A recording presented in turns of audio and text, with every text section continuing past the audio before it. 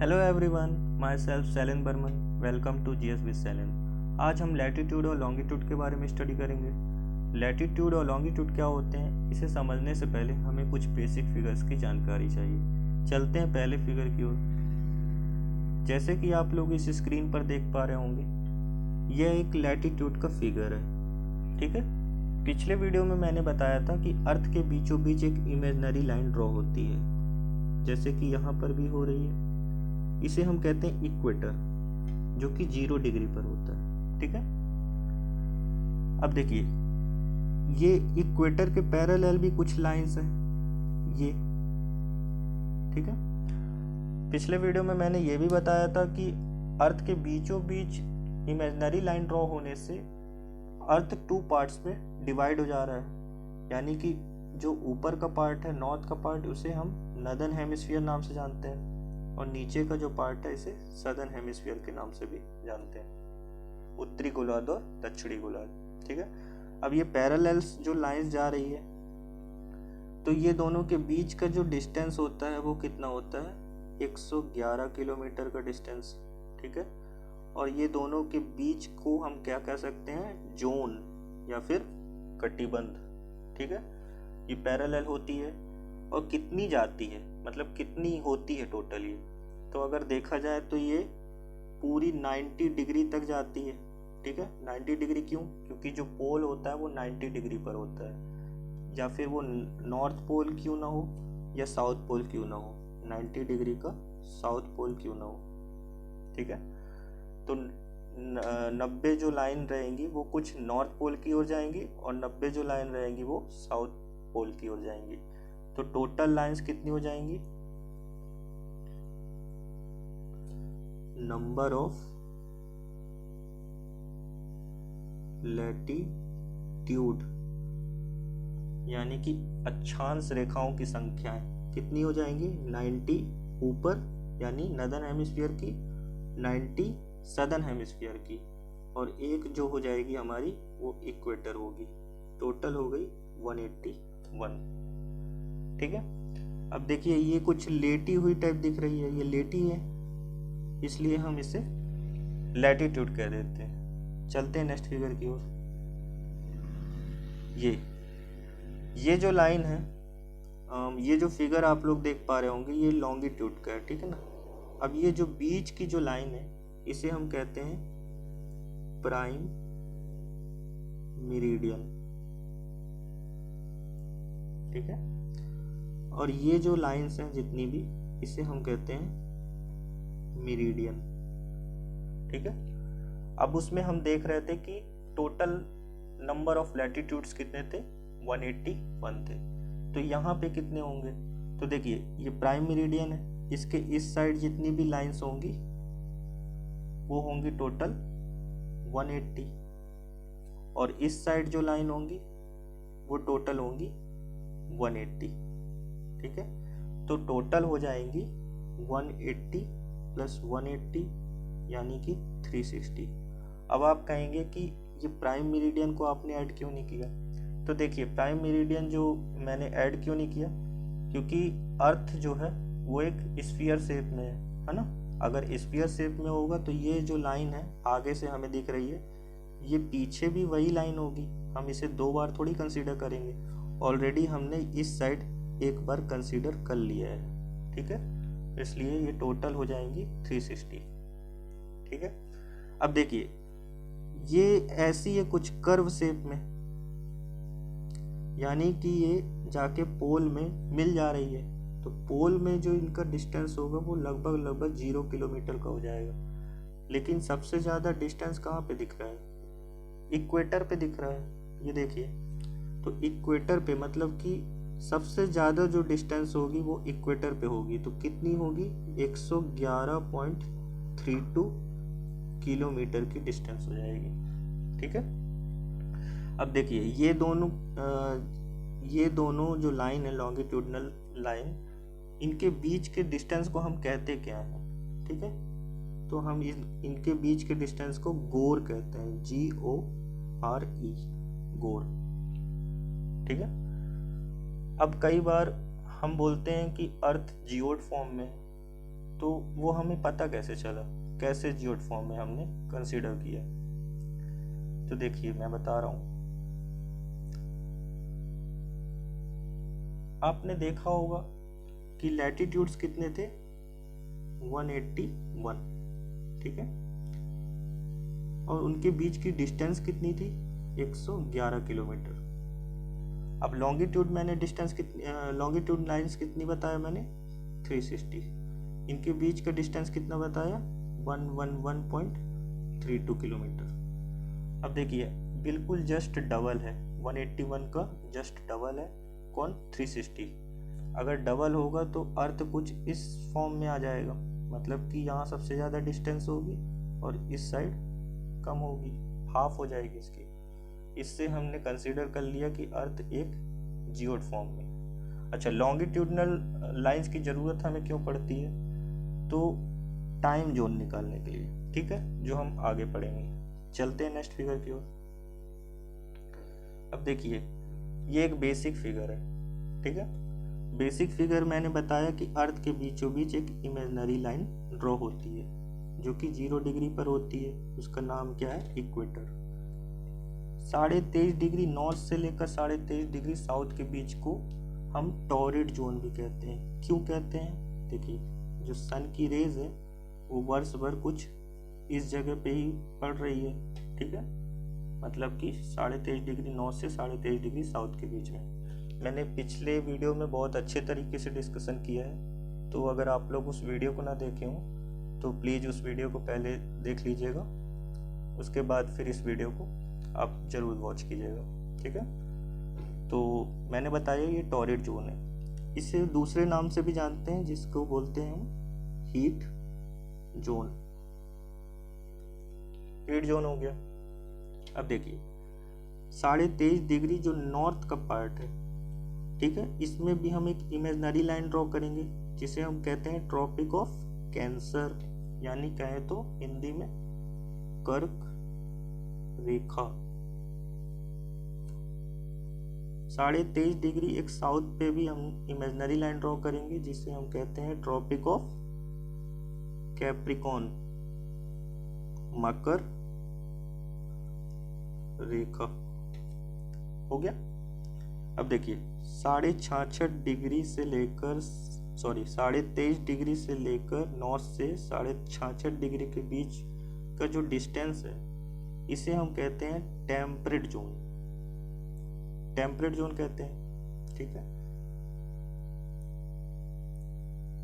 ये नॉर्थ का है इसलिए हम इसे नॉर्थ टेम्परेट जोन कह दिए। ऐसे ही हम 23.5 डिग्री साउथ से लेकर 66.5 डिग्री साउथ के बीच का जो क्षेत्र है इसे हम कहते हैं साउथ टेम्परेट जोन। क्लियर हो गया। अब देखिए ये वाली जो लाइन है वो कितने डिग्री पे है, 66.5 डिग्री पे, और ये वाली जो लाइन है वो भी कितने डिग्री पे, 66.5 डिग्री, यानी साउथ और नॉर्थ। तो जो नॉर्थ वाला 66.5 डिग्री की जो लाइन है उसे हम कहते हैं आर्कटिक सर्कल। क्यों, क्योंकि जो अर्थ का नदन पार्ट है वहाँ पे आर्कटिक ओशियन है, आर्कटिक ओशियन, ठीक है, और साउथ वाले पार्ट में अंटार्कटिक कॉन्टिनेंट है, यानी कि महाद्वीप, ठीक है, इसलिए हम इसे अंटार्कटिक सर्कल कह देंगे और इसे आर्कटिक सर्कल। अब एक जोन आप लोग को और दिख रहा होगा स्क्रीन पर, 1 मिनट में इसे सब क्लीन कर दूं, ये जिसे हम कहते हैं फ्रिजिड जोन, ठीक है, फ्रिजिड जोन। तो फ्रिजिड जोन भी है जो वो सबसे ठंडा क्षेत्र है, लेकिन ये 2 पार्ट्स में डिवाइड है, इस साइड से भी और इस साइड से भी। तो देखिए जो सबसे ज़्यादा ठंडा वाला क्षेत्र होगा उसे हम कहते हैं टुंड्रा, ठीक है, इस साइड भी देखिए टुंड्रा, जो पोल से सबसे ज़्यादा नज़दीक होगा। अब जितना ज़्यादा पोल के पास जाते जाएंगे उतना ज़्यादा ठंडा होगा क्षेत्र। और नीचे वाले पार्ट को हम कहेंगे टैगा, टैगा। तो कभी क्वेश्चन आ जाए कि सबसे ठंडा क्षेत्र कौन सा होता है, तो टुंड्रा क्षेत्र होता है, जो कि फ्रिजिड जोन का एक पार्ट है। ठीक है, चलते हैं नेक्स्ट फिगर की ओर। ये देखिए, इस फिगर में आप लोग देख पा रहे होंगे कि ये एक ग्रिड है, ग्रिड। ठीक है, ग्रिड कैसे बन गई? लैटिट्यूड और लॉन्गिट्यूड मिल गए। ठीक है, ये पूरे लैटिट्यूड्स है और ये लॉन्गिट्यूड है, ये मिल गए तो एक ग्रिड का निर्माण कर दिया। ठीक है, तो ग्रिड की जरूरत क्यों पड़ती है? तो ग्रिड की जरूरत हमें लोकेशन को आइडेंटिफाई करने के लिए पड़ती है। ठीक है, मान लीजिए मैं कुछ इस जगह पे एक लोकेशन को ड्रॉ कर रहा हूँ। ठीक है, इस जगह पे ये, तो आप कैसे आइडेंटिफाई करेंगे? तो देखिए, ये तो प्राइम मेरिडियन हो गया 0 डिग्री में। ठीक है, ये 0 डिग्री वाला पार्ट हो गया, ये 1 डिग्री वाला पार्ट हो गया, 2, 3, 4, 5 ऐसे करके ये पूरा 180 इस साइड और 180 इस side, 1 degree, 2 degree, 3 degree, 4 degree ऐसे। अब हमने इसे कंसीडर कर लिया ये वाले पार्ट को कि 0 डिग्री इक्वेटर है, तो ये वाला पार्ट 1 डिग्री होगा, 2 डिग्री होगा, 3 डिग्री होगा, ये ऊपर वाला पार्ट। ठीक है, ऐसे इस साइड भी मैं देख लेता हूँ, यहाँ 1 डिग्री, 2 डिग्री, इस टाइप से। ठीक है, तो आप लोग ऐसे आइडेंटिफाई कर सकते हैं कि ये वाली जो लाइन है ये 2 डिग्री लॉन्गिट्यूड और 3 डिग्री लैटिट्यूड। यहाँ पे आप लोग लिख सकते हैं लैटिट्यूड, लैटिट्यूड कितना है 3 डिग्री और लॉन्गिट्यूड कितना है 2 डिग्री। तो इस तरीके से आप किसी की भी लोकेशन को आइडेंटिफाई कर सकते हैं। जितनी भी कॉमर्शियल कंपनीज है वो हमें ऐसे ही लोकेट करती है। ठीक है, अब चलते हैं नेक्स्ट फिगर की ओर। ये हमारा प्यारा भारत है। ठीक है, इसकी जो लॉन्गिट्यूडनल एक्सटेंशन है वो कितना है? देखिए, यहाँ पे 68 डिग्री 7 मिनट ईस्ट से लेकर 97 डिग्री 25 मिनट ईस्ट के बीच की लॉन्गिट्यूडनल एक्सटेंशन है। कहाँ की? हमारे भारत देश की। ठीक है, ये वाला पार्ट है जो अरुणाचल प्रदेश का है और ये वाला पार्ट जो है वो गुजरात का है। ठीक है, अब देखिए, अर्थ जो है वो 360 डिग्री मूव कर रहा है। कैसे मूव कर रहा है? वेस्ट टू ईस्ट, कुछ इस प्रकार से मूव कर रहा है ऐसे अर्थ। ठीक है, अगर वेस्ट टू ईस्ट मूव करेगा तो सन की जो रेज है सबसे पहले ईस्टर्न वाले पार्ट में आएगी। चलिए पहले एक चीज और देख लीजिए, 1 मिनट।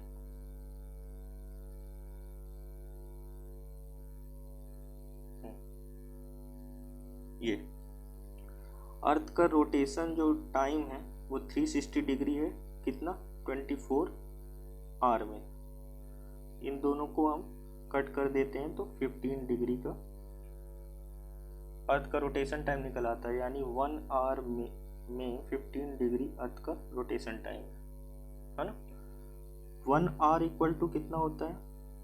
60 मिनट। तो 60 मिनट में हम 15 को डिवाइड कर दिए, सॉरी 15 से 60 को डिवाइड कर दिए तो कितना आएगा? 4 मिनट। ठीक है, 4 मिनट, यानी अर्थ का रोटेशन टाइम क्या निकल आया? 1 डिग्री मूव कर रहा है 4 मिनट में। ये अर्थ का रोटेशन टाइम है। अब देखिए, 68 डिग्री 7 मिनट ईस्ट से लेकर 97 डिग्री 25 मिनट ईस्ट के बीच का जो डिस्टेंस है वो कितना है? लगभग 30 डिग्री का है। ठीक है, अब मैंने क्या बताया? 1 आवर इक्वल टू 15 डिग्री, यानी कि 30 डिग्री मतलब 2 आवर। ठीक है, 2 घंटे का समय लग रहा है, यानी कि इसका मतलब ये हुआ कि अगर सन की रेज सबसे पहले ईस्टर्न वाले पार्ट में पड़ रही है तो उसके बाद ही सन की रेज वेस्टर्न वाले पार्ट में पड़ेगी, है ना। जैसे कि मैं बता रहा हूँ, एक मिनट, ये अगर अरुणाचल प्रदेश में सुबह के 4 बजे सन की रेज पड़ रही है, यानी कि मॉर्निंग हो जा रही है वहाँ पे सुबह के 4 बजे ही, तो गुजरात में सुबह के 6 बजे मॉर्निंग होगी, मतलब कि सन की रेज वहाँ पे पड़ेगी गुजरात में, ठीक है। अब देखिए, एक ही देश में रहना है, दो दो टाइम जोन है, तो ये बहुत ही गड़बड़ हो जाएगा, बहुत ज़्यादा गड़बड़ हो जाएगा, ठीक है। अरुणाचल प्रदेश वाला बोलेगा मेरे यहाँ तो 4 बज रहे हैं, गुजरात वाला बोलेगा मेरे यहाँ 6 बज रहे हैं, और रहना एक ही कंट्री में है, तो इस तरह में बहुत ही ज़्यादा गड़बड़ी हो जाएगी। इसलिए हमारे यहाँ एक नेशनल फिजिकल लेबोरेटरी करके एक कमेटी गठित की गई, ठीक है। उन्होंने देखा कि जो 2 टाइम जोन है, इसको क्यों ना हम एक टाइम जोन में कन्वर्ट कर दें। तो इसके बीचों बीच इन्होंने एक लाइन ड्रॉ किया, 68 डिग्री 7 मिनट ईस्ट और 97 डिग्री 25 मिनट ईस्ट के बीच में एक इन्होंने लाइन ड्रॉ किया, जो कि 82.5 डिग्री ईस्ट पर लाइस करता है, ठीक है। और वो जो लाइन थी वो यूपी से निकली, उत्तर प्रदेश, ठीक है, उत्तर प्रदेश का मिर्जापुर एक जगह है, वहाँ पास से ये लाइन गुजरती है, ठीक है। उन्होंने इंडिया वालों ने अपना एक स्टैंडर्ड टाइम रख लिया, IST जिसे कहते हैं, इंडियन स्टैंडर्ड टाइम, ठीक है। यानी कि जो मिर्ज़ापुर में जो समय होगा वो अरुणाचल प्रदेश वालों को भी मानना पड़ेगा और गुजरात वालों को भी मानना पड़ेगा। तो ये जो कमेटी थी, इन्होंने बोला अरुणाचल प्रदेश वाले को कि आप 1 घंटा पीछे आइए, ठीक है, मतलब कि आप अपने घड़ी में सुबह के 5 बजाइए। और गुजरात वालों को बोले कि आप 1 घंटा आगे आइए, यानी कि आप अपने घड़ी में सुबह के 5 बजाइए, 6 बज रहे थे तो 5 बजाइए। अरुणाचल प्रदेश वालों के यहाँ 4 बज रहे थे, तो आप अपने घड़ी में 5 बजाइए। अब देखिए, दोनों के यहाँ सुबह 5 बजने लगे, तो बराबर हो गया ना।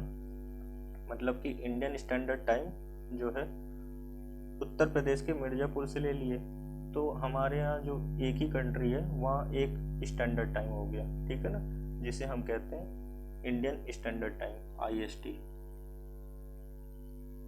अब ग्लोब में अगर देखा जाए तो जैसे ये ग्लोब है, तो ये ग्लोब के बीचों बीच जो प्राइम मेरिडियन निकलती है वो कहाँ से निकलती है, तो ग्रीनविच मीन टाइम से, ठीक है। इसे बोलते हैं GMT, Greenwich mean time.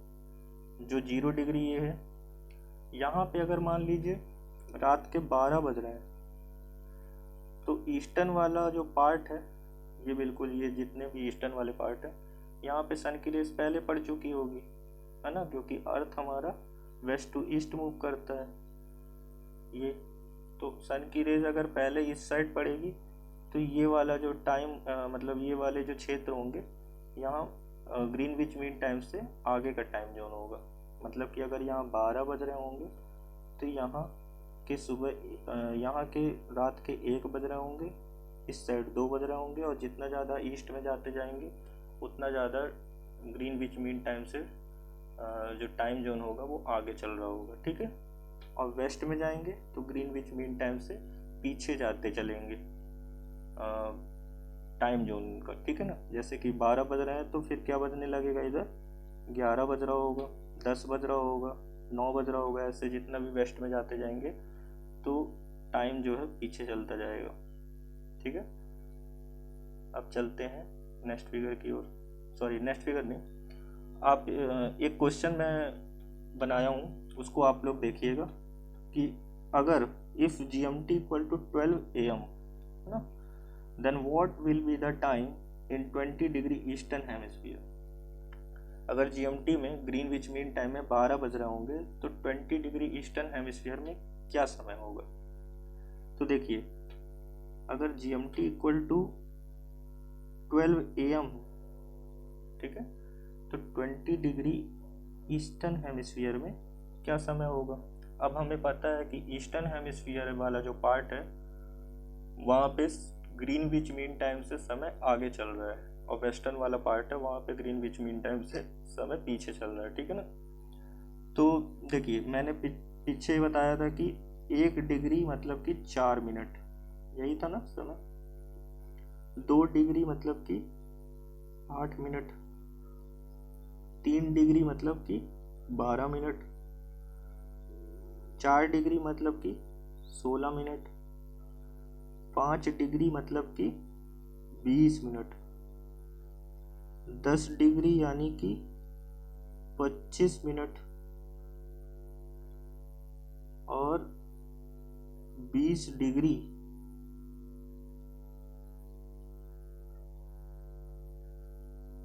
Sorry 10 degree यानी कि 40 मिनट। यहाँ पे मैंने गलती कर दी धोखे से, ये 40 मिनट। तो 20 डिग्री यानी कि 80 मिनट, 80 मिनट। और बात कर रहे हैं हम ईस्टर्न हेमिस्फीयर की, यानी जीएमटी में अगर रात के 12 बज रहे होंगे तो 80 मिनट ईस्टर्न हेमिस्फीयर, 20 डिग्री का जो ईस्टर्न हेमिस्फीयर है वहाँ पे समय 80 मिनट आगे होगा, यानी कि वहाँ बज रहे होंगे 1:20। ठीक है, ये इस तरीके से हम इसे सॉल्व करेंगे। चलते हैं नेक्स्ट क्वेश्चन की ओर। ये वाले क्वेश्चन को आप देखिए कि if India have 10 AM then what will be the time in the Greenwich mean time. अगर भारत में सुबह के 10 बज रहे हैं तो ग्रीनविच मीन टाइम में क्या समय होगा। ठीक है, तो इंडिया इक्वल टू 10 AM, तो Greenwich mean time, Greenwich 1 minute GMT लिख लेते हैं।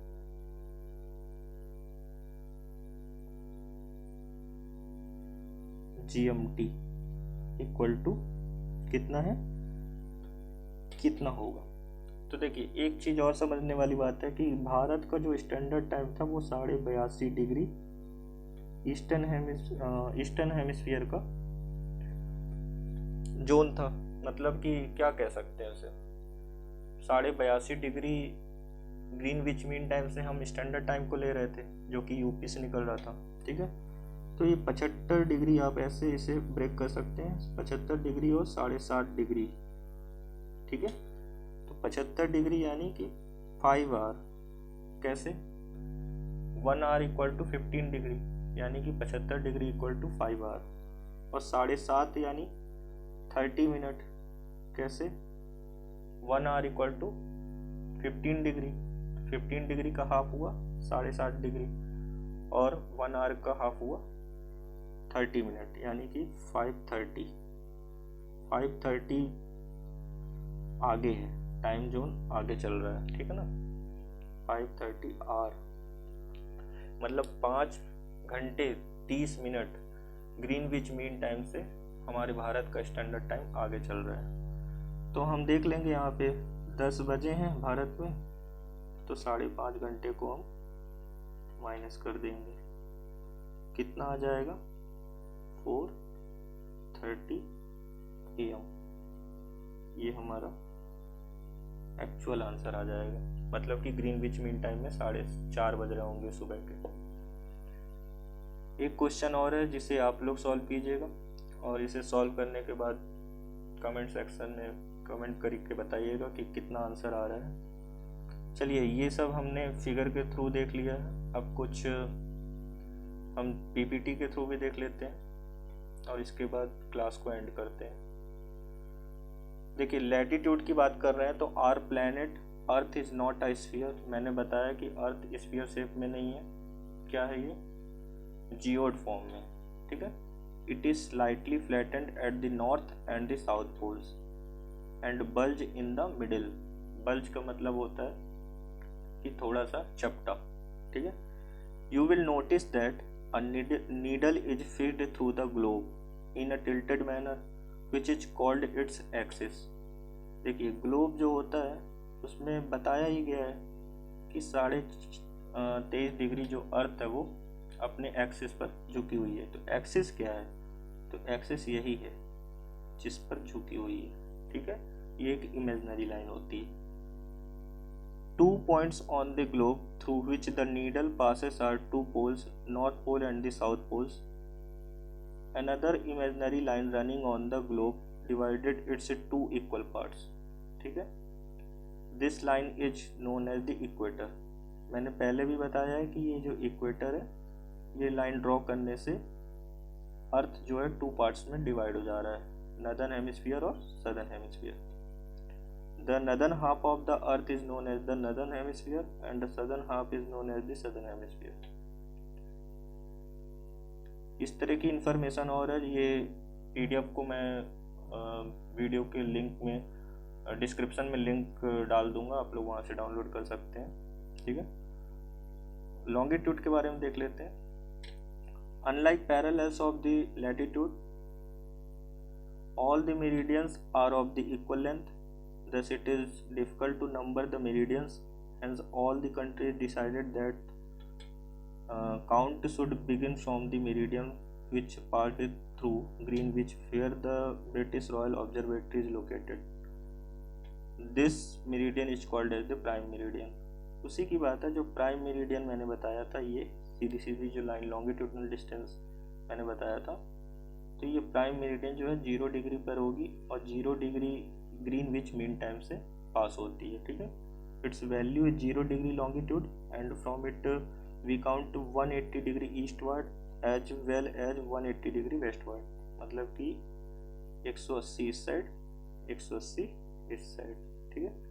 The prime meridian and 180 degree meridian divide the earth into 2 equal halves, the eastern hemisphere and the western hemisphere. और ये प्राइम मेरिडियन है जो, इससे ही हमें तो पता चल रहा है कि ये वाले पार्ट को हम क्या कहते हैं, ईस्टर्न हेमिस्फीयर, और इस पार्ट को हम क्या कहते हैं, वेस्टर्न हेमिस्फीयर, ठीक है। Therefore the longitude of the place followed by the letter E from the east and W from the west. It is however interesting to note that 180 degree east and the 180 degree west meridian are on the same line. इस तरह की information और भी है, आप लोग देख सकते हैं। यहाँ वही चीज़ें लिखी हुई है जो मैंने समझाया था अभी कुछ देर पहले। ग्रीनविच मीन टाइम का भी मैंने बता दिया है अच्छे तरीके से, आप लोग इसे पढ़ सकते हैं, ठीक है। वीडियो पसंद आई हो तो please hit the like share and the subscribe button. Thank you very much.